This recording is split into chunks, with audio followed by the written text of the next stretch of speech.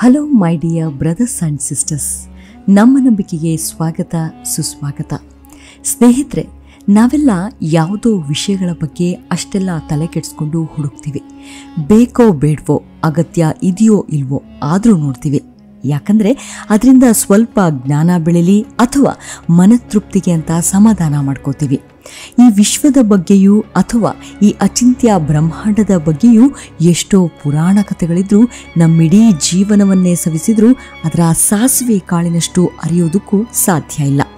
ಈ ಸತ್ಯಾನ್ವೇಷಣೆಯ ಹಿಂದೆ ಬಿದ್ದ ಅದೆಷ್ಟೋ ಮಹಾನ್ ಸಾಧಕರು ಕಂಡುಕೊಂಡಿದ್ದು ಬರೀ ಶೂನ್ಯವೇ. ಹಾಗಿದ್ರೆ ಇಡೀ ಬ್ರಹ್ಮಾಂಡದ ಅಸ್ತಿತ್ವ ತಿಳಿಯೋದಕ್ಕೆ ಹೊರಟಾಗ ಅಲ್ಲಿ ಖಾಲಿ ಅನ್ನೋದೇ ಆದ್ರೆ ಅಲ್ಲೊಂದು ಶಕ್ತಿ ನಮ್ಮೊಳಗೆ ಬೆರೆತೋಗಿರಬೇಕು ಅಂತಾಯ್ತು. ಈ ಪಂಚಭೂತಗಳೇ ಸಕಲ ಜೀವರಾಶಿಗಳ ಸೃಷ್ಟಿಯ ಮೂಲ ಅಂತಾದ್ರೆ ಅದೇ ಪಂಚಭೂತವೇ ಆ ಪರಮಾತ್ಮ ಅನ್ನೋದೇ ಸ್ಪಷ್ಟ. ಆ ಭಗವಂತ ಎಲ್ಲಿದ್ದಾನೆ, ಹೇಗಿದ್ದಾನೆ, ನಮ್ಮಂತೆ ಮನುಷ್ಯನ ಅಥವಾ ಮ್ಯಾಜಿಕ್ ಮಾಡೋ ಜಾದುಗಾರನ? ಹೀಗೆ 10 ಹಲವು ಕುತೂಹಲ ನಮ್ಮನ್ನು ಕಾಡಿಬಿಡುತ್ತೆ. ಇಡೀ ದೇವರ ಸೃಷ್ಟಿಯಲ್ಲಿ ಮನುಷ್ಯನೇ ಅತ್ಯುತ್ತಮವಾದ ಎಲ್ಲದಕ್ಕೂ ಮೀರಿದವನು. ಆ ಭಗವಂತನನ್ನ ನೋಡುವ ಅಭೂತಪೂರ್ವ ಪರಿಮಿತಿಯನ್ನ ಪಡೆದುಕೊಂಡಿದ್ದಾನೆ. ಅದಕ್ಕಾಗಿ ಮಹಾನ್ ಸಾಧಕರೆಲ್ಲ ಮನುಷ್ಯ ಜನ್ಮ ದೊಡ್ಡದು ಅಂತಾರೆ. ಅಷ್ಟಕ್ಕೂ ಈ ದೇಹದಲ್ಲಿನ ವಿಶೇಷತೆ ಎಲ್ಲರಿಗೂ ಗೊತ್ತಿರೋದೆ. ಯಾವ ರೀತಿಯಾಗಿ ಅಂದರೆ, ನಾವು ತಿಂತೀವಿ, ಉಸಿರಾಡ್ತೀವಿ, ಪ್ರತಿನಿತ್ಯ ಕರ್ಮಗಳನ್ನು ಪೂರೈಸ್ತೀವಿ, ನಮ್ಮ ಆಸೆ ಆಕಾಂಕ್ಷೆಗಳನ್ನು ಬೆನ್ನತ್ತಿ ಹೊಡ್ತೀವಿ. ಆದರೆ ಈ ಮನುಷ್ಯನ ದೇಹದಲ್ಲಿ ಪ್ರಮುಖವಾಗಿರುವ ನವರಂಧ್ರಗಳ ಬಗ್ಗೆ ಎಂದಾದರೂ ಚಿಂತಿಸಿದ್ದೀವಾ ಅಂತ ಯೋಚನೆ ಮಾಡಬೇಕು. ಬನ್ನಿ, ಹಾಗಿದ್ರೆ ನಮ್ಮ ದೇಹ ರಚನೆಯಲ್ಲಿ ನವರಂಧ್ರಗಳ ಪಾತ್ರ ಎಷ್ಟೊಂದು ಅದ್ಭುತ ಅಂತ ತಿಳಿದುಕೊಳ್ಳೋಣ. ಸ್ನೇಹಿತರೆ, ನವ ಪದವು ಇಂಗ್ಲಿಷ್, ಇಬ್ರು, ಪಾರ್ಸಿ ಮತ್ತು ಇತರೆ ಭಾಷೆಗಳಲ್ಲಿ ವಿವಿಧ ಅರ್ಥಗಳನ್ನು ಕೊಡುತ್ತೆ. ಸಂಸ್ಕೃತದ ಪ್ರಕಾರ ನವ ಎಂಬ ಪದದ ಅರ್ಥ 9 ಮತ್ತು ದ್ವಾರ ಎಂದರೆ ಬಾಗಿಲು. ಅದನ್ನು Gates way of human body ಅಂತ ವಿಜ್ಞಾನ ಹಾಗೂ ವಿಜ್ಞಾನಿಗಳು ಉಲ್ಲೇಖ ಮಾಡ್ತಾರೆ. ಕನ್ನಡದಲ್ಲಿ ಈ ರಂಧ್ರಗಳನ್ನು ನಿರ್ಗಮನ ಅಥವಾ ಪ್ರವೇಶದ ದ್ವಾರಗಳು ಅಂತ ಕರೀತಾರೆ.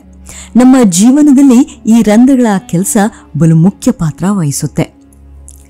ಯಾವುದಾದ್ರೂ ರಂಧ್ರಗಳು ಊನವಾಗಿದ್ರೂ ಕೂಡ ಜೀವನವಿಡೀ ಅದರಿಂದ ಸಮಸ್ಯೆಗಳನ್ನೇ ಎದುರಿಸಬೇಕಾಗುತ್ತೆ ಅಂತ ವೈದ್ಯರು ಹಾಗೆ ವಯಸ್ಸಾದವರು ಹೇಳ್ತಾರೆ. ನವರಂಧ್ರಗಳು ಶುದ್ಧವಾಗಿದ್ರೆ, ತನ್ನ ಕೆಲಸ ಕಾರ್ಯಗಳನ್ನು ಅಚ್ಚುಕಟ್ಟಾಗಿ ನಿರ್ವಹಿಸುತ್ತಿದ್ರೆ ದೇಹಕ್ಕೆ 100 ವರ್ಷ ಆಯಸ್ಸು ಅಂತಾರೆ. ಅದೂ ನಿಜ ಕೂಡ. ಯಾಕಂದ್ರೆ ಈ ದೇಹವೇ ಹಾಗೆ, ಅಲ್ಲಿ ಏನೂ ನಿಲ್ಲೋದಿಲ್ಲ.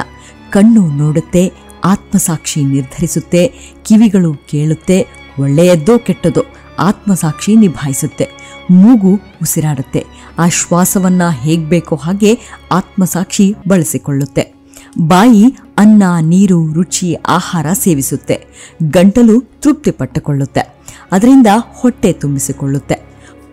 ಹೊಟ್ಟೆಯ ಇಂದ್ರಿಯಗಳು ಪೌಷ್ಟಿಕಾಂಶ ಹೀರಿಕೊಂಡು ದೇಹ ಭಾಗಕ್ಕೆಲ್ಲ ರಕ್ತವನ್ನಾಗಿ ಮಾರ್ಪಾಡು ಮಾಡಿ ಪಸರಿಸುತ್ತೆ. ಉಳಿದ ವೇಸ್ಟೇಜನ್ನು ಗುದದ್ವಾರದ ಮೂಲ ಹೊರಹಾಕತ್ತೆ. ಅದಕ್ಕಾಗಿ ಗುದದ್ವಾರವೇ ಭೂತತ್ವವನ್ನ ಹೊಂದಿದ್ದು, ಅತಿಯಾದ ಶಕ್ತಿ ಮೊದಲು ಉದ್ಭವಿಸೋದೇ ಗುದದ್ವಾರದಲ್ಲಿ. ಯಾವುದೇ ಸಾಧನೆ ಮಾಡಬೇಕಾದ್ರೂ ಈ ಭಾಗ ಅತಿ ಶುಚಿತ್ವ ಕಾಪಾಡಿಕೊಳ್ಳೋದು ಅಗತ್ಯ. ಇನ್ನುಳಿದಿದ್ದು ಜನನಾಂಗದ ಕೆಲಸ. ಅಲ್ಲಿ ಕುಡಿದ ನೀರು, ದೇಹದ ಉಷ್ಣತೆಯು ಅದೆಲ್ಲವನ್ನೂ ಕಿಡ್ನಿ ಫಿಲ್ಟರ್ ಮಾಡಿ ಜನನಾಂಗದ ಮೂಲಕ ಹೊರಹಾಕತ್ತೆ. ಲೈಂಗಿಕಾಸಕ್ತಿಗೆ, ಸಂತಾನೋತ್ಪತ್ತಿಗೆ ಅತಿ ಮುಖ್ಯವಾದ ಇಂದ್ರಿಯ ಹಾಗೂ ರಂಧ್ರ ಇದು. ಸೊ ಇವಿಷ್ಟು ನವರಂಧ್ರಗಳಿಗೆ ಅಂತ ಗೊತ್ತಿದೆ. ಆದರೆ ಇನ್ನೊಂದು ರಂಧ್ರವೂ ಇದೆ. ಅದು ನಮ್ಮ ಹೃದಯ ಭಾಗದಲ್ಲಿರುವ ರಂಧ್ರ. ಇದೇ ಜೀವಾತ್ಮ ನೆಲೆಸಿರುವ ರಂಧ್ರ. ನಮ್ಮ ಆತ್ಮವನ್ನ ಸಾಕ್ಷಾತ್ಕರಿಸಿಕೊಳ್ಳೋಕೆ ಇನ್ನುಳಿದ ರಂಧ್ರಗಳ ಮೇಲೆ ಹಿಡಿತ ಸಾಧಿಸಿದ್ರೆ ನಮ್ಮನ್ನ ನಾವು ಕಂಡುಕೊಳ್ಬಹುದು ಅನ್ನುತ್ತೆ ವೇದಶಾಸ್ತ್ರ. ಎಲ್ಲರಿಗೂ ಒಂದು ಅನುಮಾನ ಇದ್ದೇ ಇರುತ್ತೆ. ಅದೇ ಯಾಕೆ ಹೃದಯದಲ್ಲೇ ಆತ್ಮನಿರಬೇಕು, ಮೆದುಳಿನಲ್ಲಿ ಯಾಕೆ ಇರಬಾರ್ದು ಅಂತ. ಸ್ವಲ್ಪ ವೈಜ್ಞಾನಿಕವಾಗಿ ವಿವರಣೆ ನೋಡೋದಾದ್ರೆ, ಗಂಡು ಹೆಣ್ಣಿನ ಮಿಲನದ ನಂತರ ವೀರ್ಯವು ಗರ್ಭಾಶಯ ತಲುಪಿದಾಗ ಲಕ್ಷಾಂತರ ವೀರ್ಯಾಣುಗಳ ಪೈಕಿ ಒಂದೇ ಒಂದು ವೀರ್ಯಾಣು ಅಥವಾ 2 ಹೆಣ್ಣಿನ ಅಂಡಾಣು ಪ್ರವೇಶ ಮಾಡುತ್ತೆ. ಅಲ್ಲಿ ಆ ವೀರ್ಯಾಣುವೇ ಅಂಡಾಣುವಿನೊಂದಿಗೆ ಬೆರೆತು ಜೀವಾತ್ಮನಾಗುತ್ತೆ. ಮೊದಲು ಮಾಂಸದ ಮುದ್ದೆಯಾಗಿ ಮಾರ್ಪಾಡಾಗುತ್ತೆ. ವೀರ್ಯಾಣು ಅಂಡಾಣು ಸಂಯೋಗವಾಗಿ ಜೀವಾತ್ಮ ಸೃಷ್ಟಿಯಾಗುತ್ತೆ. ಅದುವೇ ಹೃದಯ ಭಾಗ. ತದನಂತರವೇ ದೇಹದ ಇಂದ್ರಿಯಗಳ ಬೆಳವಣಿಗೆಯಾಗೋದು. ಒಂದು ಮಗು ಈ ಪ್ರಪಂಚ ನೋಡೋ ಮುಂಚೆ ತಾಯಿ ಗರ್ಭದ ಬ್ರಹ್ಮಾಂಡದಲ್ಲಿ ಪೋಷಿಸಲ್ಪಡುತ್ತೆ. ತಾಯಿಯಿಂದ ಹೊರ ಪ್ರಪಂಚದ ಅರಿವನ್ನ ಪಡೆಯುತ್ತಿರುತ್ತೆ. ಅದು ಜೀವಾತ್ಮನ ಮೊದಲ ಪಾಠಶಾಲೆ. ನವಮಾಸ ಅಲ್ಲೇ ಕಲಿತು ಹೊರಬರುತ್ತೆ. ನಮ್ಮ ದೇಹಕ್ಕೆ ಸಂಬಂಧಿಸಿದ ಹಲವಾರು ವಿಜ್ಞಾನ, ತತ್ವಶಾಸ್ತ್ರ ಮತ್ತು ಧರ್ಮದ ಸಿದ್ಧಾಂತಗಳಿವೆ. ಮಾನವ ದೇಹವು ಒಟ್ಟು 9 ಅಂತರಗಳನ್ನು ಹೊಂದಿದೆ. ಇದರಲ್ಲಿ 2 ಕಣ್ಣುಗಳು, 2 ಕಿವಿಗಳು, 2 ಮೂಗಿನ ಹೊಳ್ಳೆಗಳು, ಒಂದೇ ಬಾಯಿ, ಒಂದೇ ಜನನಾಂಗ ಮತ್ತು 1 ಗುದದ್ವಾರ ಸೇರಿವೆ. ಈ ನವದ್ವಾರಗಳನ್ನು 9 ದ್ವಾರಗಳು ಎಂದು ಕರೆಯುತ್ತಾರೆ. ಅಲ್ಲಿಗೆ ನವರಂಧ್ರಗಳು, ನವಮಾಸಗಳು ಒಂದಾದಂತಾಯ್ತು. ಈ ನವರಂಧ್ರಗಳನ್ನು ಸಾಮಾನ್ಯವಾಗಿ ಪ್ರವೇಶ ಬಿಂದು ಎಂದು ಕರೆಯಲಾಗುತ್ತದೆ. ನಮ್ಮ ದೈನಂದಿನ ಅಸ್ತಿತ್ವಕ್ಕೆ ಪ್ರಮುಖ ಕೊಡುಗೆ ಎಂದೇ ಭಾವಿಸಲಾಗಿದೆ. ನವದ್ವಾರಗಳ ಈ ಎಲ್ಲ ಕಾರ್ಯಗಳು ನಮ್ಮ ಮೆದುಳಿನ ಮೂಲಕ ಪ್ರಾರಂಭವಾಗುತ್ತವೆ. 9 ಅಂತರಗಳು ನಮ್ಮ ಸಂವೇದನೆಯೊಂದಿಗೆ ಸಂಯೋಜಿಸಿದಾಗ ಮಹತ್ವದ ಪಾತ್ರವು ಹೊರಹೊಮ್ಮುತ್ತದೆ.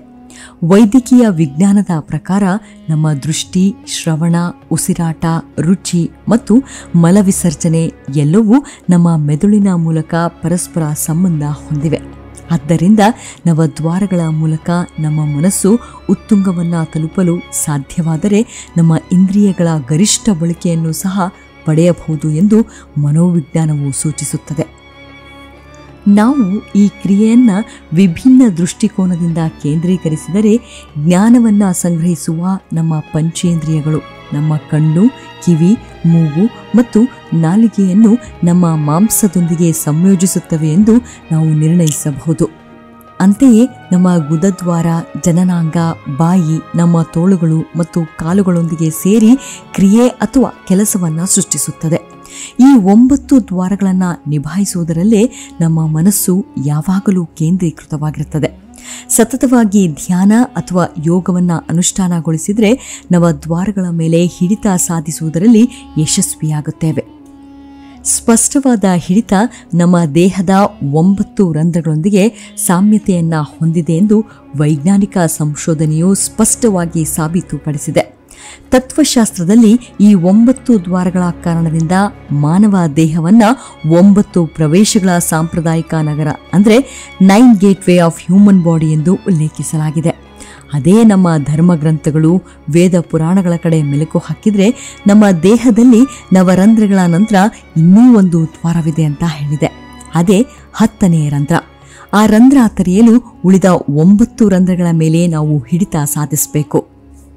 ಈ 9 ರಂಧ್ರಗಳು ಮನಸ್ಸಿನ ಹಿಡಿತದಲ್ಲಿರೋದ್ರಿಂದ ಮನಸ್ಸಿನ ಮೇಲೆ ಲಯಗೊಳಿಸಿದ್ರೆ ಅದು ಜೀವಾತ್ಮನನ್ನ ನೋಡಲು ಸಹಾಯ ಮಾಡುತ್ತೆ. ಅದುವೇ ಪರಮಾತ್ಮನಲ್ಲಿಗೆ ನಮ್ಮನ್ನ ಕೊಂಡೊಯ್ಯುತ್ತೆ. ಒಬ್ಬ ದುಶ್ಚಟಗಳಿರುವ ಮನಸ್ಸಿನ ವ್ಯಕ್ತಿ ಎಂದಿಗೂ ಆಧ್ಯಾತ್ಮಿಕ ಪಯಣವನ್ನು ಅನುಭವಿಸಲು ಸಾಧ್ಯವಿಲ್ಲ. ಅಂತಹ ವ್ಯಕ್ತಿಯ ನಾಲಿಗೆಯನ್ನು ಅಶುದ್ಧವೆಂದು ಪರಿಗಣಿಸಲಾಗುತ್ತದೆ. ಪರಿಣಾಮವಾಗಿ ಅವರ ಮಾತು ಕೂಡ ಅಶುದ್ಧವಾಗಿರುತ್ತದೆ. ಅವರ ಕಣ್ಣುಗಳು ಇತರರ ವಸ್ತುಗಳ ಮತ್ತು ಸ್ವತ್ತುಗಳ ಮೇಲೆ ದುರಾಸೆಯ ಮನೋಭಾವ ಹೊಂದಿರುತ್ತವೆ. ಅವರ ಮನಸ್ಸಿನಂತೆ ಕಾಮಕ್ಕಾಗಿ ಹಂಬಲಿಸುತ್ತಾರೆ. ಅಂತಹ ವ್ಯಕ್ತಿಗಳು ಸಮಾಜಕ್ಕೂ ಧರ್ಮಕ್ಕೂ ವಿಷಕಾರಿಯಾಗುತ್ತಾರೆ ಎನ್ನುತ್ತೆ ಪುರಾಣ. ಹಿಂದೂ ಧರ್ಮವು ಕೋಟ್ಯಾಂತರ ದೇವಾನುದೇವತೆಗಳನ್ನು ಪೂಜಿಸುತ್ತೆ. ನಮ್ಮ ದೇಹದಲ್ಲಿ ಪ್ರತಿಯೊಂದು ಅಂಗಾಂಗಗಳು ದೇವತೆಗಳು ನೆಲೆಸಿದ್ದಾರೆಂದು ಉಲ್ಲೇಖಿಸಿದೆ. ದೇಹದ ಕ್ರಿಯೆಗಳು ಅದರ ನೈಸರ್ಗಿಕ ವಿಧಾನಗಳಿಂದ ನಡೆಸಲ್ಪಡುತ್ತವೆ. ಆದರೆ ನಮ್ಮ ಆತ್ಮವು ಈ ಗಡಿಗಳನ್ನು ಮೀರಿ ಹೊರಹೋಗುವ ಸಾಮರ್ಥ್ಯವನ್ನು ಹೊಂದಿದೆ. ಭಗವದ್ಗೀತೆಯಲ್ಲಿ ಶ್ರೀಕೃಷ್ಣ ಹೀಗೆ ಹೇಳ್ತಾನೆ, ನಮ್ಮ ಆತ್ಮವು ನಮ್ಮ ದೇಹದಿಂದ ಹೊರಗೆ ಬರುವ ಸಾಮರ್ಥ್ಯ ಹೊಂದಿದೆ. ಅದರ ಮೂಲ ಗಮ್ಯಸ್ಥಾನಕ್ಕೆ ಮರಳುವ ಅದಮ್ಯ ಶಕ್ತಿಯನ್ನು ಹೊಂದಿದೆ. ಅದೆಲ್ಲವೂ ನವದ್ವಾರಗಳ ಮೇಲೆ ಅವಲಂಬಿತವಾಗಿದೆ. ನವದ್ವಾರಗಳ ಕರ್ಮಾಧಿಫಲಗಳೇ ಜೀವಾತ್ಮನನ್ನ ಪರಮಾತ್ಮನಲ್ಲಿರುವಿಗೆ ಸಂಧಿಸುತ್ತದೆ ಎಂದು. ಒಬ್ಬ ಸಾಧಕ ಇವೆಲ್ಲವನ್ನು ಪೂರ್ಣವಾಗಿ ಸಾಧಿಸಿದರೆ ತನ್ನ ಜೀವರಂಧ್ರವನ್ನು ಭೇದಿಸಿ ಅಖಂಡ ಬ್ರಹ್ಮಾಂಡ ದೇವನಲ್ಲಿಗೆ ತಲುಪುತ್ತಾನೆ. ಮನಸ್ಸನ್ನ ಲಯ ಮಾಡಿಕೊಂಡು ಅಂದರೆ ವಿಷ್ಣುವಿನ ಪರೀಕ್ಷೆಯನ್ನ ಲಯಗೊಳಿಸಿಕೊಂಡು ಭೌತಿಕ ಕ್ರಿಯೆಗಳಿಂದ ಸಂಪೂರ್ಣವಾಗಿ ಬೇರ್ಪಡುತ್ತಾನೆ. ಆಗ 9 ದ್ವಾರಗಳಲ್ಲಿ ಅವಿನಾಭಾವ ಅಪರಿಮಿತ ಸಂತೋಷ ಅನುಭವಿಸುತ್ತಾನೆ. ಅದು ಶುದ್ಧ ಪ್ರೇಮ. ಶ್ವೇತಾಸ್ವತ್ರ ಉಪನಿಷತ್ತು ಕೂಡ ಇದನ್ನೇ ವಿವರಿಸಿದೆ. ಯಾರು ತನ್ನೊಳಗೆ ಭಗವಂತನಿದ್ದಾನೆಂದು ಗುರುತಿಸುತ್ತಾರೋ ಅವರಿಗೆ ಮಾತ್ರ ಈ ಹಂತಕ್ಕೆ ತಲುಪಲು ಸಾಧ್ಯ. ಇದು ಆ ಭಗವಂತ ನೀಡಿರುವ ಮಾನವ ಆತ್ಮದ ಸ್ವತಂತ್ರ ಎಂದು ವಿವರಿಸಿದೆ. ನವದ್ವಾರೆ ಶುದ್ಧ ದೇಹಿ ಹಂಸೋ ಲೇಲಾಯಿತೆ ಬಾಹಿ ವಾಸಿ ಸರ್ವಸ್ಯ ಲೋಕಸ್ಯ ಸ್ಥಾವರಸ್ಯ ಕಾರಸ್ಯ ಛ. ಅಂದರೆ ಒಂದು ಜೀವಿಯ ದೇಹದೊಳಗೆ ವಾಸಿಸುತ್ತಿರುವ ಪರಮ ಪುರುಷನು ಬ್ರಹ್ಮಾಂಡದಾದ್ಯಂತ ಎಲ್ಲಾ ಜೀವಿಗಳ ನಿಯಂತ್ರಕನಾಗಿದ್ದಾನೆ. ದೇಹವು 9 ದ್ವಾರಗಳನ್ನು ತನ್ನ ನಿಯಮಾಧೀನ ಹಂತದಲ್ಲಿ ಜೀವಿ ತನ್ನನ್ನು ದೇಹದೊಂದಿಗೆ ಗುರುತಿಸಿಕೊಳ್ಳುತ್ತಾನೆ. ಆದರೆ ತನ್ನೊಳಗಿನ ಭಗವಂತನೊಂದಿಗೆ ತನ್ನನ್ನು ಗುರುತಿಸಿಕೊಂಡಾಗ ಅವನು ದೇಹದಲ್ಲಿದ್ದಾಗಲೂ ಭಗವಂತನಂತೆಯೇ ಸ್ವತಂತ್ರನಾಗುತ್ತಾನೆ ಎಂದಿದೆ ಶ್ವೇತಾಶ್ವತರ ಉಪನಿಷತ್ತು. ಬೌದ್ಧ ಧರ್ಮವು ಕೂಡ 9 ರಂಧ್ರಗಳ ಬಗೆಗೆ ದೃಷ್ಟಿಕೋನವನ್ನು ಹೊಂದಿದೆ. ಇದರ ನಿಯಂತ್ರಣವೇ 10ನೇ ಮಹದ್ವಾರ ತೆರೆಯಲು ಸಹಾಯಕ ಎಂದಿದೆ. ಬೌದ್ಧ ಬಿಕ್ಕುಗಳು ಕೂಡ ನವದ್ವಾರವನ್ನು ಅನಾರೋಗ್ಯದಿಂದ ಗುಣಪಡಿಸಲು 10ನೇ ರಂಧ್ರವನ್ನೇ ಮಾಧ್ಯಮವನ್ನಾಗಿ ಬಳಸುತ್ತಾರೆ. ಆಧ್ಯಾತ್ಮಿಕ ವಿಕಸನಕ್ಕೆ ಧ್ಯಾನದ ಸಮಯದಲ್ಲಿ ನವದ್ವಾರವನ್ನು ಉಲ್ಲೇಖವಾಗಿ ಬಳಸುವ ಮೂಲಕ ನಿರ್ವಾಣ ಸ್ಥಿತಿಯನ್ನು ಸಾಧಿಸಬಹುದು ಎಂದು ಬೌದ್ಧ ಗ್ರಂಥಗಳು ಉಲ್ಲೇಖಿಸಿವೆ. ಸಿಖ್ ಧರ್ಮವು ಕೂಡ ನವದ್ವಾರದ ಮೇಲೆ ಕಟ್ಟುನಿಟ್ಟಾದ ನಂಬಿಕೆಯನ್ನು ಹೊಂದಿದೆ. ಆದರೆ 10ನೇ ದ್ವಾರವು ದೇವರ ನೆಲೆಯಲ್ಲಿ ಮಾತ್ರ ತೆರೆಯುತ್ತದೆ ಎಂದು ಹೇಳುತ್ತದೆ. ಮತ್ತೊಂದೆಡೆ ಇಸ್ಲಾಂ ಧರ್ಮ ಏನನ್ನೂ ನಿರ್ದಿಷ್ಟವಾಗಿ ಹೇಳಿಲ್ಲ. ಆದರೆ ನವರಂಧ್ರಗಳನ್ನು ಯಾವ ರೀತಿಯಾಗಿ ಸದುಪಯೋಗ ಅಥವಾ ದುರುಪಯೋಗ ಪಡಿಸ್ಕೊಳ್ತಾನೋ ಆ ಕರ್ಮಾಧಿ ಫಲಗಳಂತೆ ಅವನ ಮುಂದಿನ ಜನ್ಮ ನಿರ್ಧಾರವಾಗುತ್ತೆ ಎಂದಿದೆ. ಇಲ್ಲಿ ಅಲ್ಲಾನೊಬ್ಬನೇ ಅವನನ್ನು ಸೇರಲು ಅಥವಾ ಅಲ್ಲಾಹುವೇ ಆಗಲು ಸಾಧ್ಯವಿಲ್ಲ. ಕೇವಲ ಆತನ ತೃಪ್ತಿಪಡಿಸಲಷ್ಟೇ ಮಾನವ ಜನ್ಮ ಇರೋದು ಎಂದು ಕುರಾನ್ನಲ್ಲಿ ಉಲ್ಲೇಖಿಸಲಾಗಿದೆ. ಇನ್ನು ನಮ್ಮ ಸನಾತನ ಪುರಾತನ ಇತಿಹಾಸ ಹಾಗೂ ದಾಖಲೆಗಳನ್ನು ನೋಡೋದಾದರೆ ಮಾನವ ಜೀವಿ ಸೃಷ್ಟಿಯಾದುದರ ಹಿಂದೆ ನವಗ್ರಹಗಳ ಶಕ್ತಿ ಇದೆ. ನವದ್ವಾರಗಳೇ ನವಗ್ರಹಗಳನ್ನು ಸೂಚಿಸುತ್ತವೆ. ಇಡೀ ಬ್ರಹ್ಮಾಂಡವನ್ನು ಅರಿತಿರೋದು ಕೇವಲ 9 ಗ್ರಹಗಳಿಂದ ಎಂದು ತತ್ವಜ್ಞಾನಿಗಳು ಅಭಿಪ್ರಾಯ ಪಡುತ್ತಾರೆ. ಆದರೆ ಈ ನವ ಅಂದರೆ 9 ಹಾಗೂ ಹೊಸತು ಎಂಬಿತ್ಯಾದಿ ಅರ್ಥ ಕೊಡುತ್ತೆ. ಅಂದರೆ ಈ ಅಂಶವೇ ಹೊಸತನ್ನು ಸೃಷ್ಟಿ ಮಾಡುವ ಶಕ್ತಿ ಹೊಂದಿರೋದು. ಇನ್ನುಳಿದ ಇಡೀ ಬ್ರಹ್ಮಾಂಡವೆಲ್ಲ ನಿಶ್ಚಲವಾಗಿವೆ. ಇಲ್ಲಿ ಜೀವಕೋಶಗಳಿಲ್ಲ ಎನ್ನುತ್ತೆ ಪುರಾಣ ಕಾವ್ಯಗಳು. ಅಂದರೆ ಅದೆಲ್ಲವೂ ಈ ಗ್ರಹಗಳ ಮೇಲೆಯೇ ಕೇಂದ್ರೀಕೃತವಾಗಿರಬಹುದು. ಏಕೆಂದರೆ ಅಲ್ಲಿ ಬೆಳಕಿಲ್ಲದ ಕಾಸ್ಮಿಕ್ ಎನರ್ಜಿಯೇ ಶಬ್ದಾಂಶವಾಗಿ ನೆಲೆ ನಿಂತಿದೆ. ಅದುವೇ ಅಚಿಂತ್ಯ ಶಕ್ತಿ, ಅರ್ಥಾತ್ ಶ್ರೀ ವಿಷ್ಣು ಎನ್ನುತ್ತೆ ಧರ್ಮ ಪುರಾಣ. ಒಂದು ಮನುಷ್ಯ ಹುಟ್ಟೋದಕ್ಕೆ ನವಮಾಸ ಬೇಕು. ನವರಂಧ್ರಗಳು ನಮಗೆ ಹೊಂದಿಕೊಂಡಿವೆ. ನವಗ್ರಹಗಳನ್ನು ಪೂಜ್ಯನೀಯವಾಗಿ ನೋಡ್ತೀವಿ. ಅಲ್ಲಿಯೂ ಜೀವ ಸಂಕುಲ ವಿದ್ಯಾ ಅಂತ ರಿಸರ್ಚ್ ನಡೀತಿದೆ. ನವರಾತ್ರಿಗೂ ವಿಶೇಷ ಸ್ಥಾನಮಾನ ನೀಡಿದ್ದೇವೆ. ಹಾಗೆ ನೋಡಿದರೆ 9 + 9 + 9 = 27. ಹಾಗೆ ಅದನ್ನು ಕೂಡಿಸಿದರೆ 7 + 2 = 9 ಬರುತ್ತೆ. ಅದೇ ಅರ್ಧ ಗಂಡು ಅರ್ಧ ಹೆಣ್ಣನ್ನು ಅಂದರೆ ಮಂಗಳಮುಖಿಯರನ್ನು 9 ಸಂಖ್ಯೆಯಲ್ಲೇ ಸೂಚಿಸಲಾಗುತ್ತೆ. ಆಧ್ಯಾತ್ಮಿಕ ಹಾದಿಯಲ್ಲಿ ಮಂಗಳಮುಖಿಯರೇ ಬಹುಬೇಗ ಸಾಕ್ಷಾತ್ಕರಿಸಿಕೊಳ್ಳುತ್ತಾರೆ ಅನ್ನುತ್ತೆ ಶಾಸ್ತ್ರ ಗ್ರಂಥ. ಇವೆಲ್ಲವನ್ನ ನೋಡಿದಾಗ ಈ 9 ಅನ್ನೋದನ್ನ ನಿಯಂತ್ರಿಸಿದ್ರೆ ಈ ದಿವ್ಯ ಶಕ್ತಿಯನ್ನ ಸಂಪಾದಿಸಬಹುದು. ಇದೇ ಸೂತ್ರವೇ ಸಾಧಕರ ಎಲ್ಲಾ ಪ್ರಶ್ನೆಗಳಿಗೆ ಉತ್ತರ ಸಿಕ್ಕಿರೋದು. ಶ್ರೀ ಮಧ್ವದ್ ಭಾಗವತದ ಪ್ರಕಾರ ದೇವಲೋಕವು ಹಿಮಾಲಯದ ದಕ್ಷಿಣ ಭಾಗದಲ್ಲಿ ಭಾರತವರ್ಷ ಎಂಬ ಸ್ಥಳದಲ್ಲಿ 9 ದ್ವಾರಗಳನ್ನು ಹೊಂದಿರುವ ಮತ್ತು ಎಲ್ಲಾ ಮಂಗಳಕರ ಲಕ್ಷಣಗಳಿಂದ ಕೂಡಿದ ನಗರವಾಗಿತ್ತು.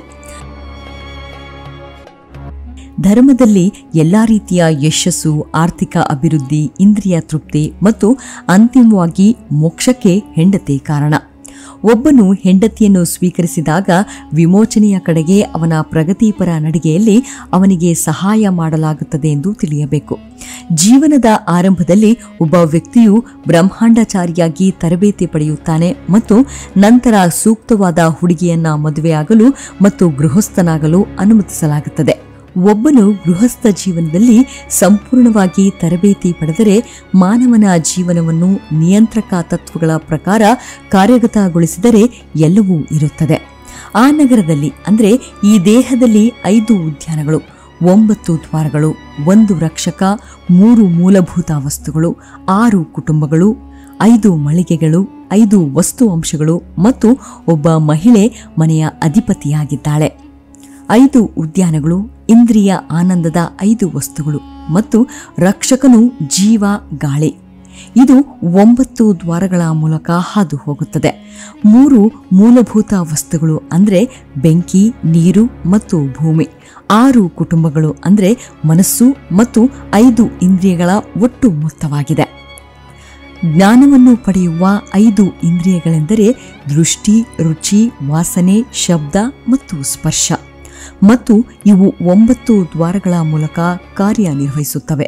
2 ಕಣ್ಣುಗಳು, 2 ಕಿವಿಗಳು, 1 ಬಾಯಿ, 2 ಮೂಗಿನ ಹೊಳ್ಳೆಗಳು, 1 ಜನನಾಂಗ ಮತ್ತು 1 ಗುದನಾಳ. ಈ ರಂಧ್ರಗಳನ್ನು ನಗರದ ಗೋಡೆಗಳಲ್ಲಿರುವ ಗೇಟ್ಗಳಿಗೆ ಹೋಲಿಸಲಾಗುತ್ತದೆ. ಪ್ರಮುಖ ವಸ್ತುಗಳು ಭೂಮಿ, ನೀರು ಮತ್ತು ಬೆಂಕಿ ಮತ್ತು ಪ್ರಮುಖ ನಟ ಮನಸ್ಸು. ಇದು ಬುದ್ಧಿಮತ್ತೆಯಿಂದ ನಿಯಂತ್ರಿಸಲ್ಪಡುತ್ತದೆ. ಜೀವಿಯು ಭೌತಿಕ ಪ್ರಕೃತಿಯ ವಿಧಾನಗಳನ್ನು ಅವುಗಳ ಸಂಪೂರ್ಣತೆಯಲ್ಲಿ ಆನಂದಿಸಲು ಬಯಸಿದಾಗ 9 ದ್ವಾರಗಳು, 2 ಕೈಗಳು ಮತ್ತು 2 ಕಾಲುಗಳನ್ನು ಹೊಂದಿರುವ ದೇಹವನ್ನು ಸ್ವೀಕರಿಸಲು ಅವನು ಅನೇಕ ದೈಹಿಕ ರೂಪಗಳಿಂದ ಆದ್ಯತೆ ನೀಡುತ್ತಾನೆ. ಹೀಗಾಗಿ ಮನುಷ್ಯ ದೇವಮಾನವನಾಗಲು ಪ್ರಕೃತಿ ಶಕ್ತಿ ಇದ್ದೇ ಇದೆ. ಜ್ಞಾನ ಸಂಪಾದನೆಯಲ್ಲಿ ಮತ್ತು ಕಾರ್ಯನಿರ್ವಹಣೆಯಲ್ಲಿ ಮನಸ್ಸು ಇಂದ್ರಿಯಗಳ ನಾಯಕ. ಪಂಚೇಂದ್ರಿಯಗಳು ಆನಂದ ಪಡುವ ವಾತಾವರಣವೇ ಪಂಚಾಲ ಸಾಮ್ರಾಜ್ಯ. ಆ ಪಂಚಾಲ ಸಾಮ್ರಾಜ್ಯವು 9 ದ್ವಾರಗಳನ್ನು ಹೊಂದಿರುವ ದೇಹದ ನಗರವಾಗಿದೆ ಎಂದು ಉಲ್ಲೇಖಿಸಿದೆ. ಈ ರೀತಿಯಲ್ಲಿ ಒಂದು ಸಾಂಕೇತಿಕ ವಿವರಣೆಯು ಶ್ರೀಮದ್ ಭಾಗವತದಲ್ಲಿದೆ. ಈ ನಗರದ ರಾಜನೇ ಆತ್ಮ, ಅರ್ಥಾತ್ ನಾವೇ ಜೀವಾತ್ಮ. ನವದ್ವಾರಕ್ಕೆ ಸಂಬಂಧಿಸಿದಂತೆ ಹಲವಾರು ವಿವಾದಗಳಿವೆ. ಆದರೆ ವೈಜ್ಞಾನಿಕವಾಗಿ ನಮ್ಮ ನವರಂಧ್ರಗಳು ನಮಗೆ ಪ್ರಮುಖ ಆಸ್ತಿ ಎಂದು ಸಾಬೀತಾಗಿದೆ. ಯಾವುದನ್ನಾದರೂ ದುರುಪಯೋಗಪಡಿಸಿಕೊಳ್ಳುವ ಅಥವಾ ಸರಿಯಾದ ಮಾರ್ಗದಲ್ಲಿ ಬಳಸುವ ಸ್ವಾತಂತ್ರ್ಯ ಎಲ್ಲರಿಗೂ ಇದೆ. ಪ್ರಕೃತಿ ಏನನ್ನೋ ಹೇಳ ಬಯಸುತ್ತದೆ, ಆದರೆ ಆ ಮಾತಿಗೆ ಈ ಎದೆಗೂಡನ್ನು ಇಡಬೇಕಷ್ಟೆ. ನಿರ್ಧಾರ ನಮಗೆ ಬಿಟ್ಟಿದ್ದು. ಮುಂದಿನ ಎಪಿಸೋಡ್ನಲ್ಲಿ ಮತ್ತೆ ಭೇಟಿಯಾಗೋಣ. ಅಲ್ಲಿವರೆಗೂ ನಿಮ್ಮ ಆರೋಗ್ಯದ ಕಡೆ ಗಮನ ಇರಲಿ. Take care. ನಮಸ್ಕಾರ.